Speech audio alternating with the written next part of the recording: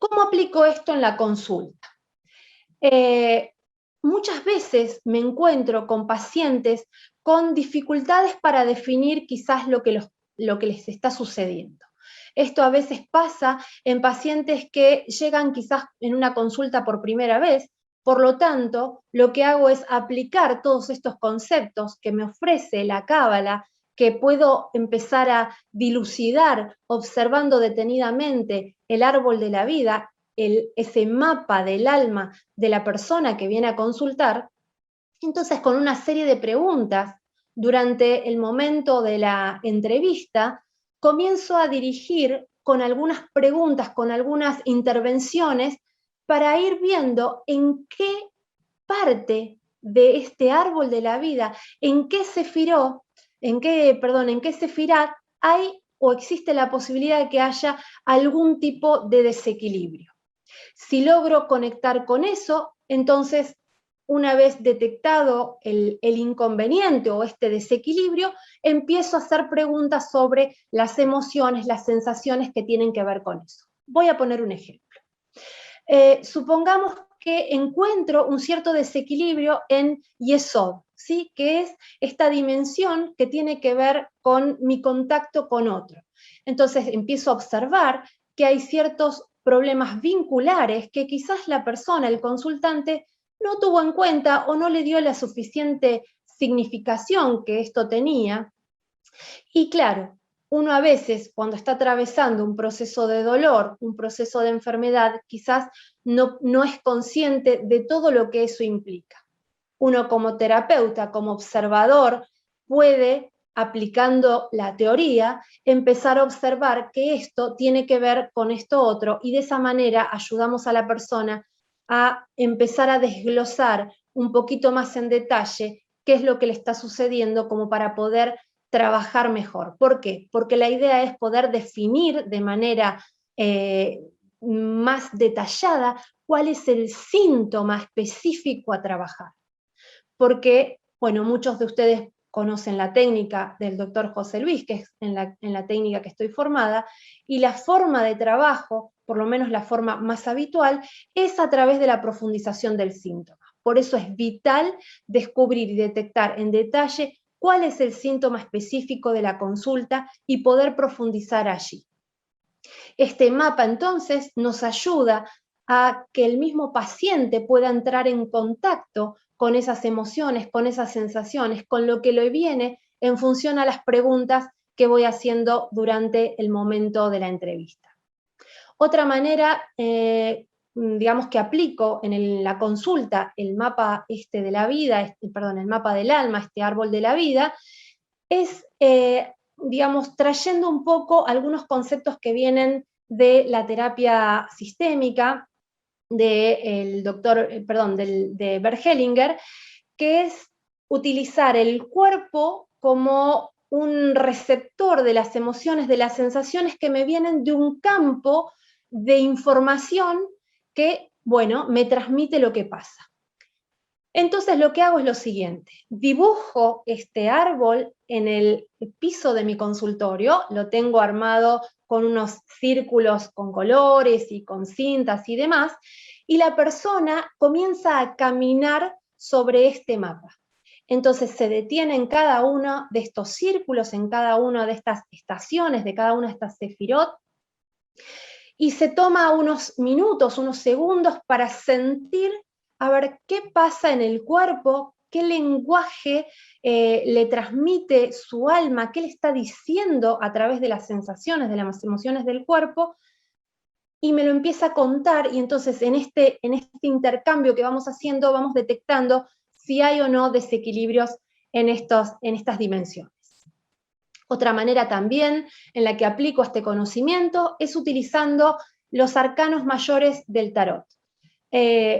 A veces a mis consultantes, que quizás son más mentales, lo que trato de hacer es desestructurar un poco la información y los preconceptos que traen a la consulta, apoyándolos con un lenguaje simbólico, sacándolos de las teorías. Entonces, el poder elegir alguna carta, algún arcano, que están en correspondencia con las líneas comunicantes de este árbol de la vida, me ayudan a que empiece también a conectar con emociones, con sensaciones que vienen de esa observación de ese símbolo. Si ustedes ven, cada uno de estos círculos está conectado a través de líneas que están simuladas ahí con flechas y con líneas grises que conectan unas dimensiones con otras, porque en realidad está separado y está desplegado así para que lo comprendamos de una manera didáctica, pero en realidad todas esas dimensiones son una sola cosa, todas son simultáneas, porque yo soy toda una. Entonces, todas esas líneas conectoras corresponden a un arcano mayor. Corresponden también, a una letra hebrea. Por lo tanto, puedo utilizar diferentes maneras de acceder a la información que me trae el alma a través del conocimiento que se adquiere mediante el estudio de la Cábala. Entonces, ahora sí, me gustaría hacer un pequeño ejercicio. Esto simplemente es como para invitarlos, tanto como terapeutas, como en sus vidas cotidianas si no son terapeutas, para hacer como una toma de conciencia, como una limpieza, como una puesta a punto en mi día a día. Entonces voy a cerrar mi charla explicándoles qué significa, qué es una mikve para el judaísmo, para que puedan aplicar este concepto. Hacemos este breve ejercicio y después sí ya pasamos al espacio de las preguntas. Bien, una mikve es una especie de baño ritual, ¿sí? Que se da desde el origen de los tiempos en el pueblo judío. Son una especie de piletones especiales con unas dimensiones especiales que reciben agua natural, de una fuente natural, ya sea agua de lluvia, de algún río, de un mar, reciben agua natural que trae toda la potencialidad, la pureza de este elemento, que es el elemento básico para sostener la vida. Este elemento es el agua. El agua es lo que nos purifica. El agua es lo que nos da vida. Entonces, es una forma que tenemos de limpiarnos, tanto en lo físico como, si lo hacemos a conciencia, también limpiarnos a nivel espiritual, a nivel álmico. Yo aplico este concepto en mi consulta cotidiana luego de la atención. Termino mi día, hago una pequeña meditación y me sumerjo en esta meditación, en esta especie de mikve, para limpiarme, para purificarme de todas las energías con las que he trabajado ese día, para limpiarme de cualquier residuo de negatividad que pudiera haber quedado en mi campo áurico, para limpiarme de cualquier pensamiento negativo, emoción negativa. Y entonces los invito ahora todos juntos a ponerse cómodos, van a sentarse cómodamente con la espalda bien apoyada, los pies bien firmes sobre el suelo, sin cruzar las piernas. Van a apoyar las manos con las palmas hacia arriba en una actitud receptiva, relajando los brazos a los costados del cuerpo. Vamos a hacer una inspiración profunda, exhalando, haciéndonos presentes en cuerpo y alma. Tomo conciencia de mi cuerpo físico. Observo mi respiración. Siento el latido de mi corazón. Me hago consciente de que ahora estoy viva. Que esta es una oportunidad más para seguir sanando mi alma. Inspiro una vez más profunda y ahora quien desee puede cerrar los ojos o pueden observar la imagen. Esta imagen de esta especie de piletón, esta especie de fuente ceremonial, en la que vamos a ingresar álmicamente. Entonces, vamos a salir de nuestro cuerpo y vamos a caminar, a dar unos pasos acercándonos hasta este baño ritual. Vamos a dar un paso descendiendo en esta escalera y vamos a sentir la temperatura del agua al ingresar. Vamos a sentir esa sensación, ese contacto con el agua. Vamos a bajar lentamente otro escalón, siendo plenamente conscientes de este proceso, bajando uno a uno cada uno de estos escalones, hasta sumergirnos total y completamente dentro de este baño ritual. Me meto allí y me hago una especie de bolita, me pongo en esa posición fetal y simulo ingresar a ese espacio, ese vientre universal. Empiezo a conectar con esa agua, ese líquido amniótico vital, divino, celestial que me envuelve, que me purifica. Y comienzo a ver cómo ese agua se lleva las impurezas, se lleva la oscuridad, se lleva cualquier rastro de suciedad, de pensamiento negativo, de semillas de pensamientos negativos, de energías que no me pertenecen, de envidias, de dolor. El agua se lleva todo eso para dejar a mi alma pura y limpia, brillante y luminosa, permitiendo que se observe ahora toda la luz de mi verdadero ser. Ahora estoy limpia, purificada. Y experimento esa sensación.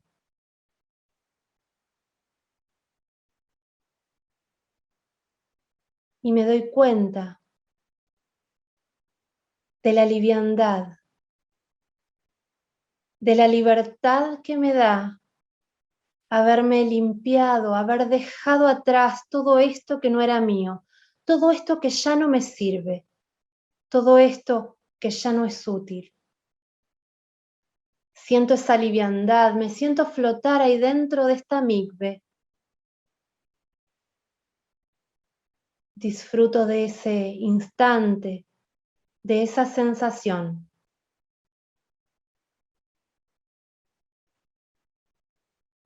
Y ahora sí,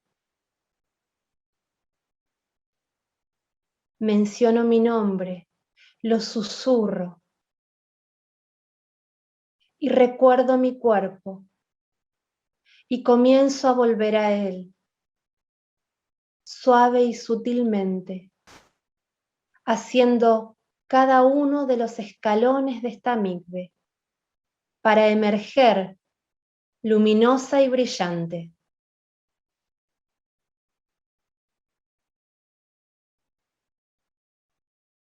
Y ahora sí,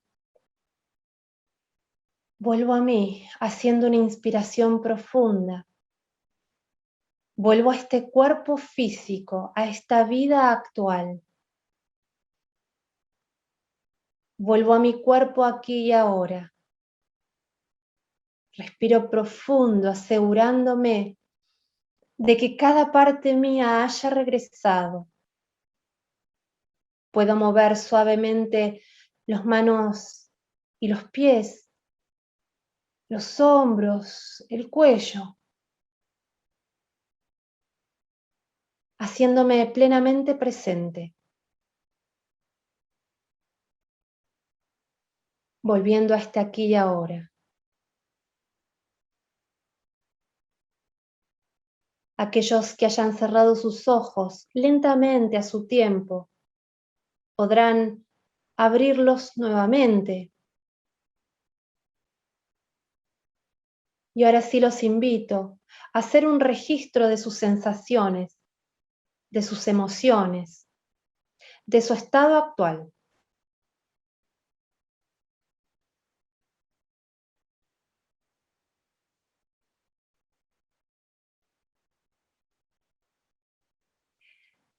Ahora sí quiero agradecerles a todos su atención, su amabilidad, a toda la gente organizadora, a la Asociación Española de Terapia Regresiva. Y ahora sí, Carlos, me gustaría, si hay preguntas, que puedas compartirlas conmigo. Sí, Viviana, ¿me escuchas bien? ¿Me Sí, escuchas? perfecto. Sí, sí. Estupendo. Bueno, se me ocurrían un montón de preguntas, algunas fueron contestándose de manera natural conforme tú ibas desarrollando la charla, ¿no? Hay una ahí sencillita. eh, ¿Cuántos niveles del alma existen para la Cábala judía? Como hablaste de niveles, de encarnar unos niveles, otros no, pues la primera pregunta que se me ocurriría, se me ocurre para el público en general, ¿cuántos niveles contempla la Cábala? Bien, según la Cábala, el entendimiento de la Cábala, en realidad el alma es una sola. A modo didáctico se la divide en partes o niveles. Cada uno de estos niveles se corresponde con cada uno de los universos, de los mundos que contempla el entendimiento y el encuadre de la Cábala. Hay 5 niveles de alma. El primer nivel de alma, como les mencioné, es el Nefesh, que tiene que ver con toda la información, que tiene que ver con el desarrollo biológico estricto, ¿sí? Este nivel de alma suele quedar cerca del cuerpo físico cuando desencarnamos, y es aquí donde radica una costumbre que hay dentro del pueblo judío, y que es visitar las tumbas de los sabios, de los tzadik, cuando es digamos, la conmemoración de su muerte, porque se dice que por allí está todavía el nefesh del tzadik, del sabio, y entonces la persona busca conectar, aunque sea con esa parte, para poder absorber parte de su conocimiento. El segundo nivel de alma es el Ruach, que es este nivel que ingresa más o menos aproximadamente en la etapa de la adolescencia, y es la parte que tiene que ver más bien con toda la cuestión emocional. Es por eso que pasa toda esta cosa, ¿no? Esta revolución emocional que suelen atravesar los adolescentes cuando se le presentan tantas situaciones y a veces no saben cómo manejar. Nosotros aquí en Argentina llamamos al periodo inicial de la adolescencia como la etapa del pavo, ¿no? Como esta cosa de no saber muy bien qué hacer con uno mismo y con el otro, y donde uno le da vergüenza un poco todo. Luego está el tercer nivel de alma, que es la Neyamá, que de una manera, digamos, de acuerdo a lo programado normalmente, según la comprensión de la Cábala, comienza a encarnar alrededor de los 40 años, y es el momento en el que coincide con algo que se conoce como la crisis de los 40, y que tiene que ver con toda una autoevaluación. Uno se empieza a preguntar, bueno, pero ¿para qué estoy? ¿Cuál es el sentido de mi vida? Todo esto que hice hasta ahora, ¿qué es? ¿Para qué es? ¿Esto es lo que quiero hacer? ¿Para dónde voy a seguir? Todos estos cuestionamientos que nos hacemos alrededor de los 40 años tienen que ver con esta fuerza que está trayendo mi alma, porque me empieza a decir, acordate que venías a hacer otra cosa acá. No solamente tenés que ir a la oficina a trabajar, no solamente tenés que dedicarte a criar a estos niños y demás. Aparte, hay algo vital que tenés que hacer, hay algo importante, y ese es el propósito, ese es el sentido de la existencia de cada uno, que uno empieza a recordar de manera natural alrededor de los 40. A veces esto se retrasa, a veces esto no pasa nunca. Luego está el cuarto nivel de alma, que es Hayá. Hayá es toda la parte que algunos espíritas conocen como el campo áurico, que no encarna simplemente porque nuestro cuerpo físico no tiene la posibilidad de tolerar toda esa energía. Es de tanta magnitud, hay tanta sabiduría allí, que nos es muy complejo, no podríamos sostenerlo. Es mucha luz y no podemos sostenerla en este cuerpo físico. Por lo tanto, no tiene posibilidades de encarnar. Pero nosotros sí tenemos posibilidades de acceder a esa información a través de ejercicios que podemos hacer en la práctica. Uno de ellos es la terapia de regresión, porque la información de nuestras vidas pasadas está registrada en ese nivel de alma, en el nivel de Hayá. Luego hay un quinto nivel de alma y que ya tiene que ver más con la conciencia más universal, eso ya nos une a toda la especie, casi en una unión muy cercana a Dios, y que es el nivel de Yehidá. Es el quinto nivel de alma, allí es muy difícil acceder, se puede acceder, se accede cuando se logra, mediante trabajo, mucho trabajo espiritual, se logra acceder a ese punto, pero uno se sostiene allí tan solo por unos breves minutos. ¿Por qué? Porque ese lugar es tan magníficamente hermoso que si uno se detiene allí y no regresa, entonces es muy probable que nuestro cuerpo físico muera. Esto es lo que por ahí sucede con algunos maestros, por ejemplo, del budismo, maestros zen, que llegan a un nivel de su trascendencia donde ya deciden desencarnar y viajan a ese espacio, a ese nivel de alma, se conectan allí dejando ya de manera definitiva el cuerpo. Para los que estamos aquí en carne, o por lo menos para mí, y para lo que está registrado en lo que mencionan los sabios, uno realmente se enamora de ese lugar, pero no debiera quedarse allí porque el aprendizaje, en realidad, el vehículo que es nuestro cuerpo, es lo que nos permite comprender, aprender, desarrollarnos y hacer lo que vinimos a hacer. Porque en definitiva, esta vida, esta existencia, tiene un sentido. Y el sentido es corregirnos, lograr una mejor versión de nosotros mismos. Para el día que nos retiramos en esa mejor versión. Cuando tengamos que volver, ya volvemos desde otro lugar con otra conciencia. Es un trabajo permanente. Muy bien, Viviana. Bueno, tenía un par de preguntas más que quizás ya pierden sentido, pero bueno, te lo comento por si se te ocurre algo. En principio, después de preguntarte cuántos niveles de alma existían para la Kabbalah, la siguiente pregunta era cuántos niveles encarnan, porque hablaste de que no todos los niveles encarnaban, y de qué dependía que encarnaran más niveles o menos niveles, ¿no? Sí, según este libro del Rabí Haim Vital, Gilgul Neyamot, bueno, Haim Vital en realidad escribe lo que recibe de su maestro, el Arizal, que es Rabbi Itzhak Luria, es la mayor luminaria de la Cábala. Rabbi Itzhak Luria explicaba que los niveles de alma que pueden tener la posibilidad de encarnar son los primeros tres, Nefesh, Ruach y Neyamá. Estos tres niveles de alma son los que tienen la posibilidad de encarnar siempre y cuando vayamos haciendo las correcciones necesarias.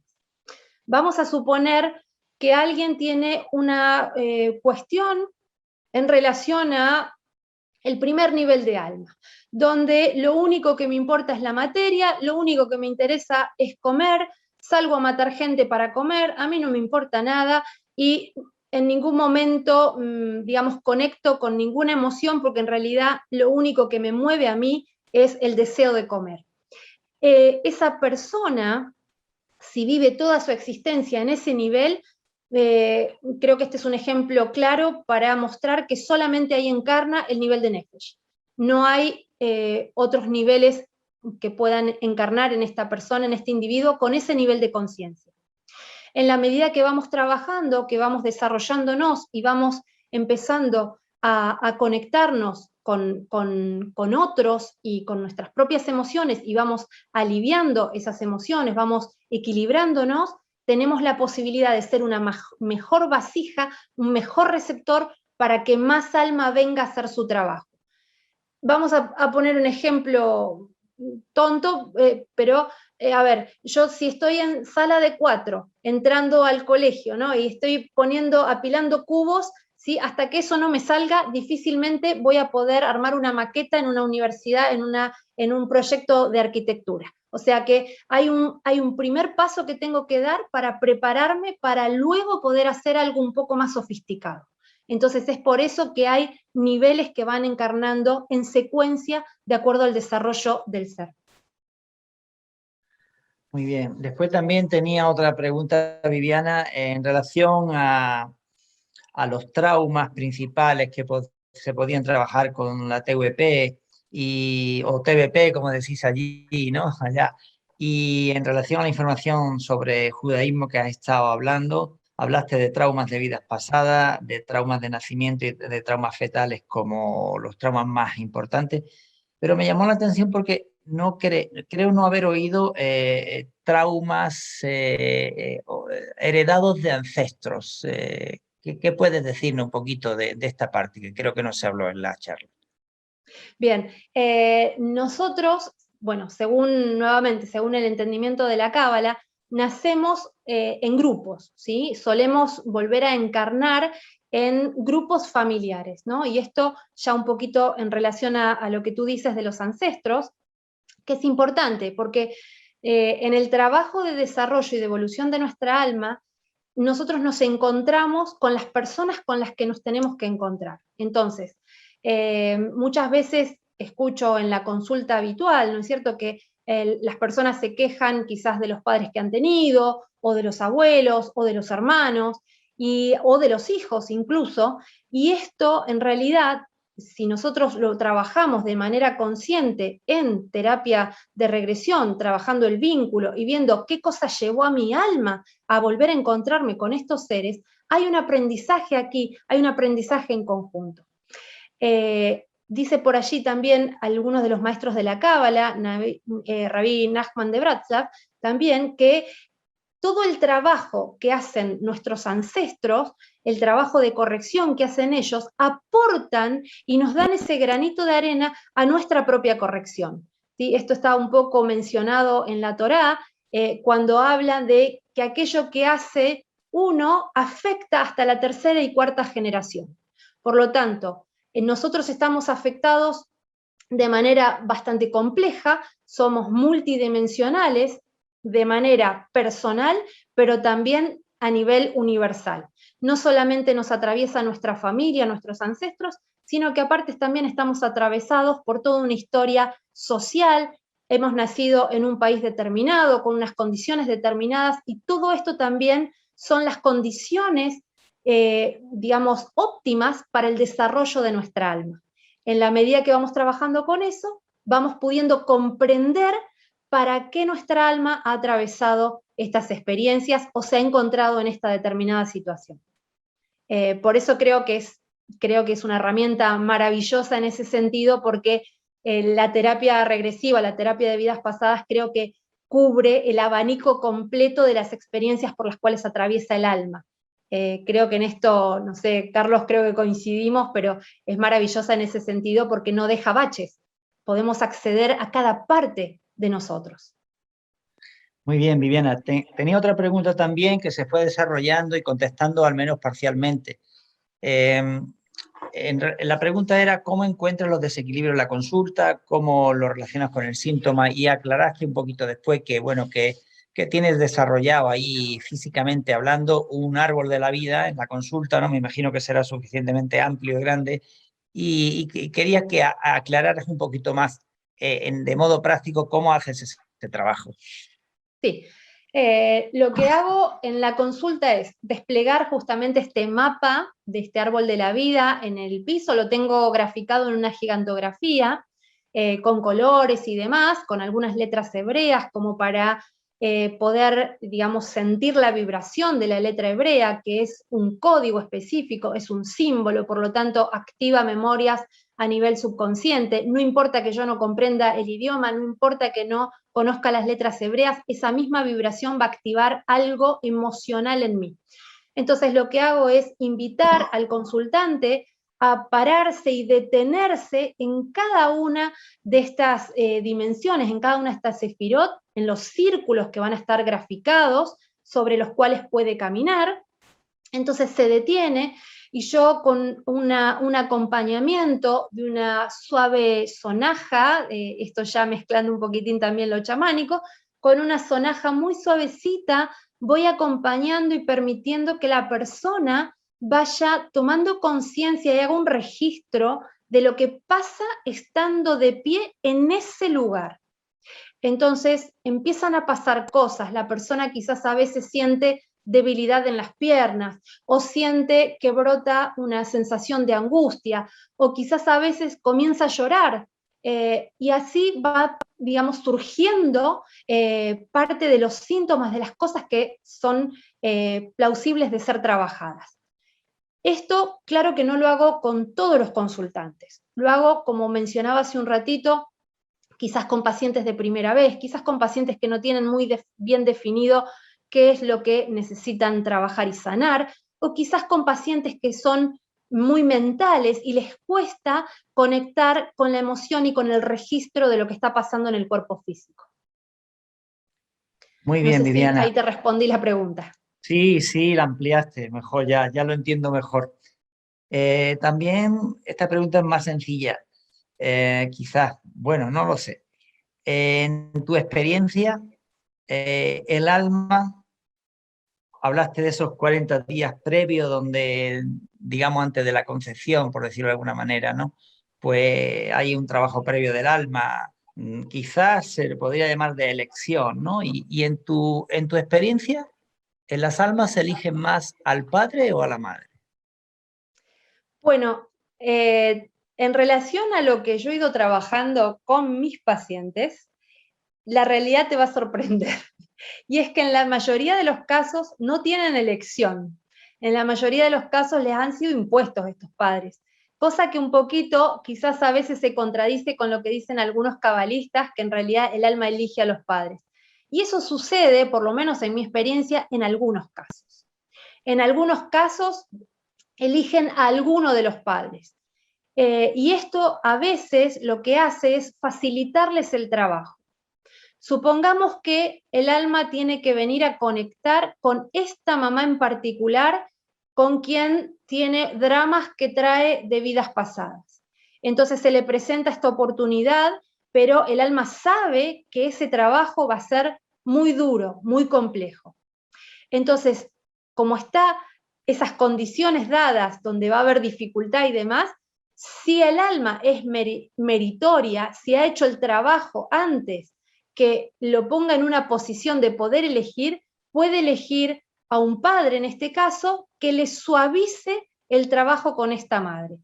Pero te vuelvo a repetir, en mi experiencia personal, la mayoría de las veces, digamos, mis consultantes de lo que se dan cuenta es que en realidad a estos padres les han tocado porque tienen alguna misión clara, un aprendizaje claro que hacer con estos padres. Y estos padres le dan la condición necesaria para poder hacer ese trabajo de aprendizaje. Muchas gracias. Otra pregunta que igual te hace sonreír. ¿Has tenido alguna vida pasada como iniciada judía o judío en algo? Bueno, sí, te voy a contar una experiencia, porque he tenido varias vidas en realidad como judía. De hecho, en esta vida también soy judía.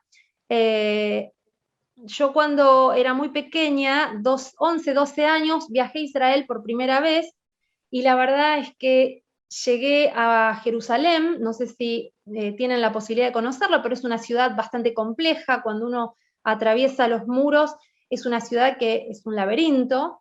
Sin embargo, yo atravesé los muros con una sensación, un algo que me sucedió que no lo puedo definir en palabras, fue una cuestión experiencial muy significativa que me quedó marcada hasta el día de hoy.